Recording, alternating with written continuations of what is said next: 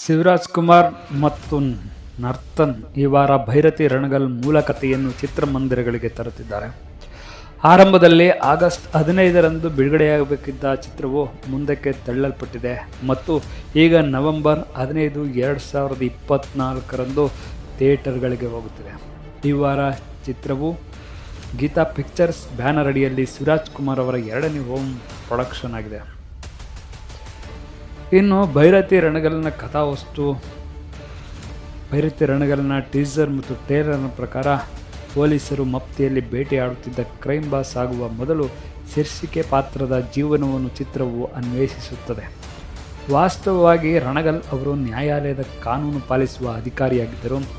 ಅವರು ದೃಢವಾಗಿ ನಂಬಿದ ವ್ಯವಸ್ಥೆಯಿಂದ ನಿರಾಸೆಗೊಂಡ ನಂತರ ಅವರು ತಮ್ಮ ಕಪ್ಪು ಕೋಟನ್ನು ತ್ಯಜಿಸುತ್ತಾರೆ.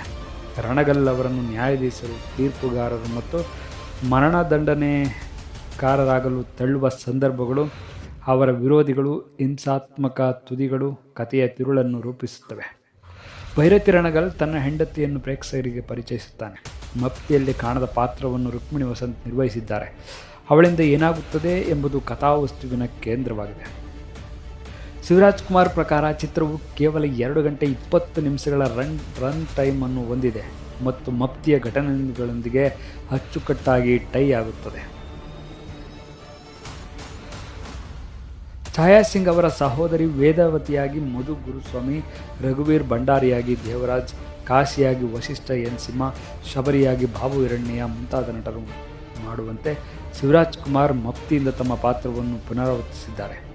ತಾರಾಗಣದಲ್ಲಿ ಹೊಸ ಸೇರ್ಪಡೆಗಳೆಂದರೆ ರಾಹುಲ್ ಬೋಸ್, ಶಬೀರ್ ಕಲ್ರಕಲ್, ರುಕ್ಮಿಣಿ ವಸಂತ್, ಪ್ರತಾಪ್ ನಾರಾಯಣ್, ಗೋಪಾಲ್ ಕೃಷ್ಣ ದೇಶಪಾಂಡೆ, ಅವಿನಾಶ್ ಇತರರು.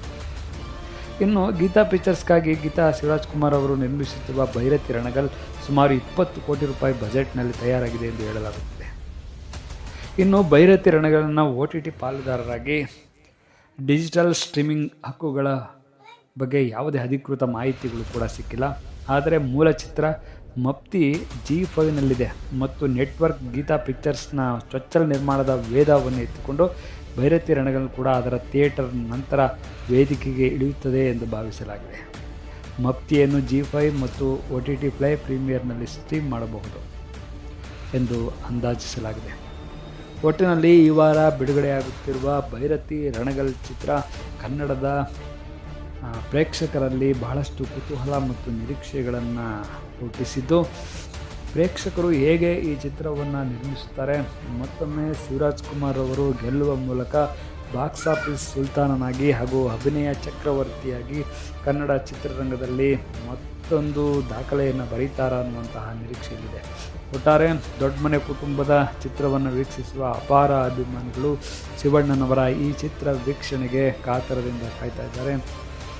ಬಹಳಷ್ಟು ನಿರೀಕ್ಷೆಯನ್ನು ಉಂಟು ಮಾಡಿರುವ ಈ ಚಿತ್ರವು ಯಶಸ್ವಿಯಾಗಲಿ ಅಂತೇಳಿ ಈ ಮೂಲಕ ಹಾರೈಸೋಣ.